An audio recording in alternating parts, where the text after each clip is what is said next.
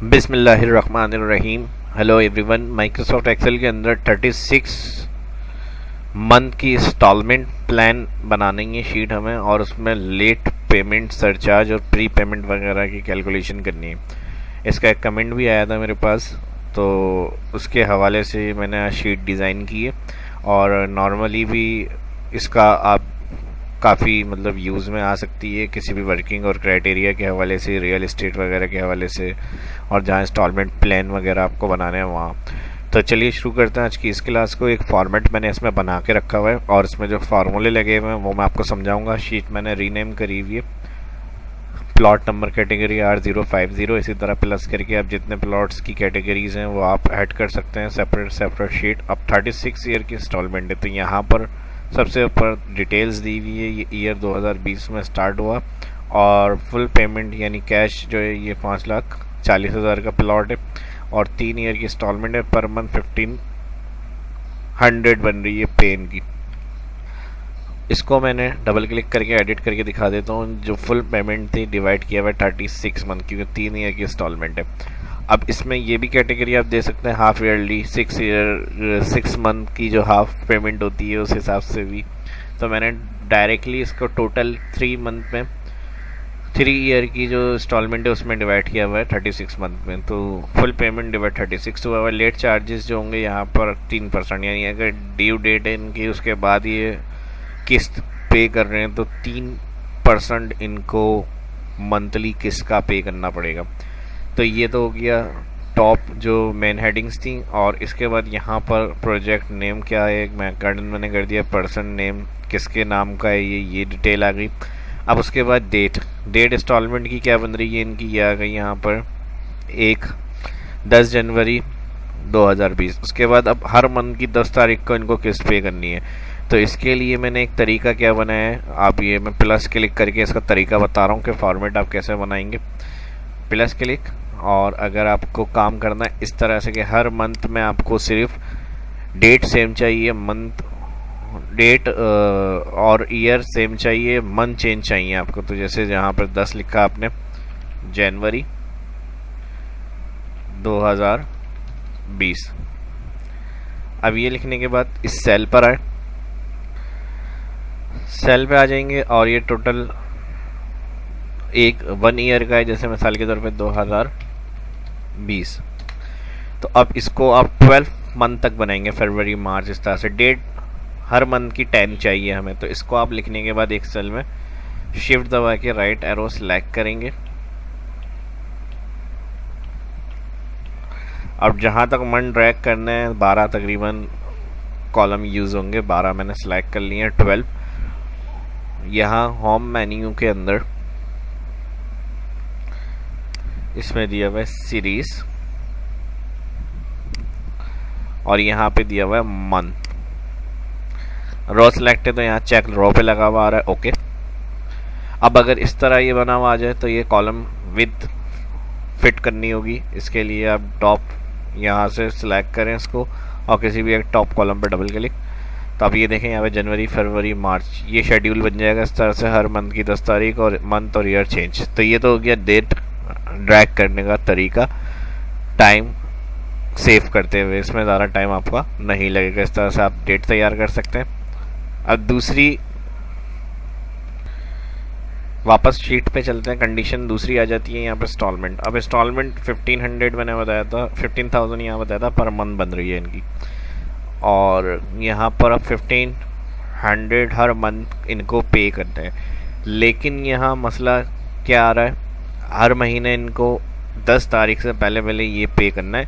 लेकिन अगर 10 तारीख के बाद ये 10 तारीख के पे नहीं करते तो 10 तारीख के बाद यहाँ जो लेट यहाँ पर पेमेंट चार्ज करनी है इनकी। तो इसमें यहाँ पर 15,000 के अंदर 3% प्लस होकर आ जाए। तो ये किस तरह से बनेगा फार्मूला, तो इसके लिए वापस शीट पे चलते हैं। शीट पर अब यहाँ पर मिसाल के तौर पे 1500 है। अब 1500 में जैसे ये 10 जनवरी तक है, अगर इन्होंने पे नहीं करी तो यहाँ पर 1500 के साथ 3% ऐड होकर आ जाए 10 जनवरी के बाद। और अगर 10 जनवरी से पहले पहले इन्होंने पे कर दिया है तो यहाँ पर जो होगा स्टेटस इनका अमाउंट लिखा हुआ आ रहा हो। तो इसका फॉर्मूला पहले यहाँ मैं दे देता हूँ, मंथली लेट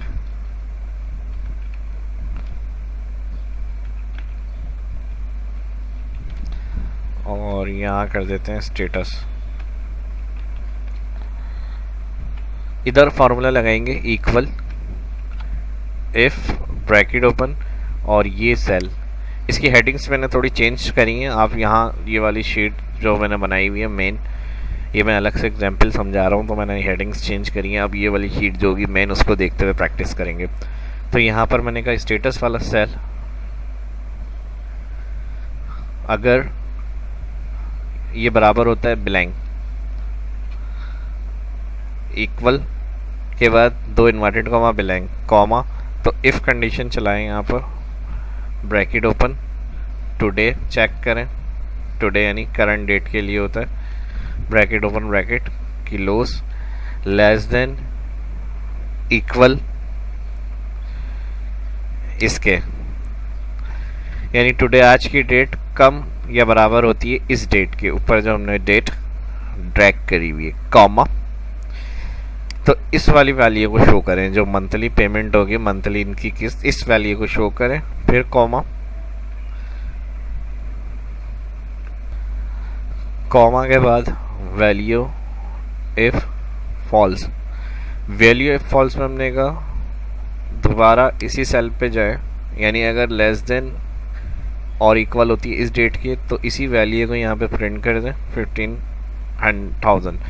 और अगर ऐसा नहीं है तो वैल्यू इफ फॉल्स कंडीशन में इस सेल को मल्टीप्लाई कर दें, 3% फाइन पे करेंगे ये अगर डेट इनकी ड्यू निकल जाती है। तो मल्टीप्लाई इस सेल का कर दें 3% और परसेंट के लिए डिवाइड कर दिया 100 और प्लस कर दें इसी मंथली पेमेंट के अंदर।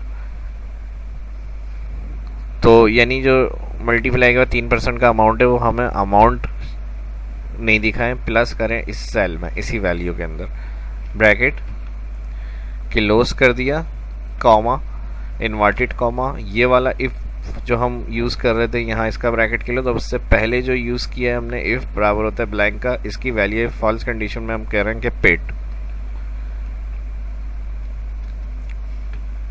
कुछ भी लिख सकते हैं आप, फुल पे कर दें या पे कर दें, पेड, इस तरह से, ब्रैकेट क्लोज, एंटर। अब देखें 10 जनवरी क्योंकि निकल गई है तो ये यहाँ इसकी लेट पेमेंट के साथ बता रहा है जो चार्जेस इनको देने हैं वो 15,450 है। अब जैसे ही मैं इसको ड्रैग करता हूँ यहाँ पर राइट साइड, क्योंकि हर महीने इनको ये पे करनी है, और यहाँ से इस फार्मूले को भी मैं सिलेक्ट कर रहा हूँ राइट, फिल के लिए कंट्रोल आर। अब देखें जहाँ पर अब करंट जो है जून है, 10 जून निकल चुकी है डेट, तो यहाँ पे भी इसके जो फाइन है वो 15,450 अमाउंट का पे करना है इनको। अब इसके बाद यहाँ पर दिखा रहा है 10 जुलाई, अभी इनकी डेट ड्यू बाकी है तो इनकी वही पेमेंट आ रही है जो इनको पे करनी है 15,000। तो ये एक हो गया शेड्यूल इस तरह का। और अब जैसे ही मैं यहाँ पर इनकी फीस इंटर कर दूंगा तो ये यहाँ पे लिखा हुआ आ जाएगा पेड, यानी ये क्लियर हो चुके हैं, या पेड कर लें या क्लियर कर लें, या इसकी जगह मैं कर देता हूँ क्लियर।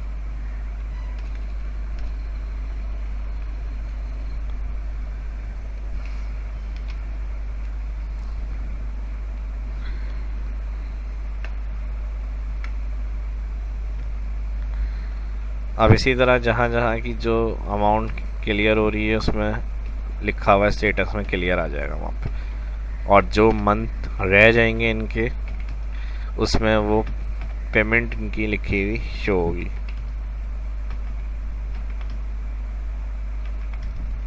इस तरह से यहाँ तक आ गई तो इनका स्टेटस जो है वो क्लियर लिखा हुआ आ रहा है। हाईलाइट करना है, कंडीशनल फॉर्मेटिंग कर सकते हैं, यहाँ से कर सकते हैं इस तरह से बोल्ड और क्लियर के लिए कि जहाँ क्लियर लिखा हुआ उसमें कंडीशनल हाईलाइट में आ जाए इक्वल।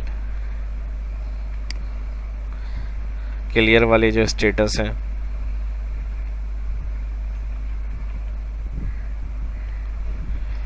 इनका कलर ओके। देखें अब जहाँ पे क्लियर होगा वहाँ पे इस तरह से हाईलाइट होकर आ जाएगा। इससे समझ में आसानी आ जाएगी कि भाई जहाँ तक इनकी पे हो चुकी है किस वो इन्फॉर्मेशन आ रही है। अब इनकी फुल पेमेंट कितनी हो गई क्लोजिंग ईयर क्लोजिंग,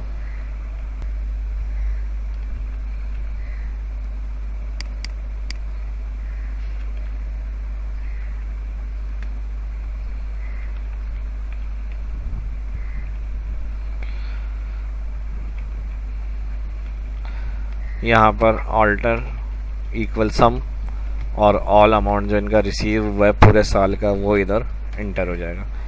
तो यहाँ जो इनकी पूरे साल के बाद पेमेंट हमारे पास आई है लेट पेमेंट के साथ ये अमाउंट आया है।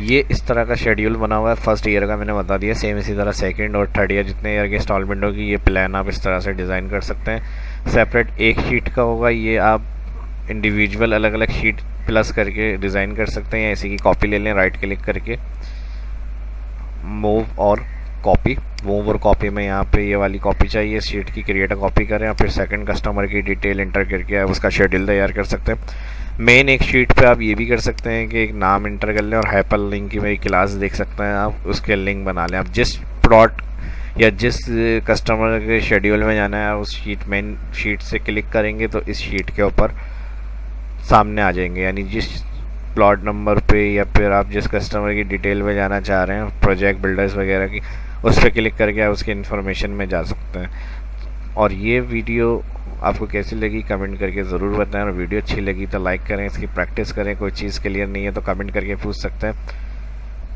और ये फाइल इस वीडियो की डिस्क्रिप्शन में डाउनलोड के लिए मिल जाएगी। डाउनलोड के लिए मेरे पास कमेंट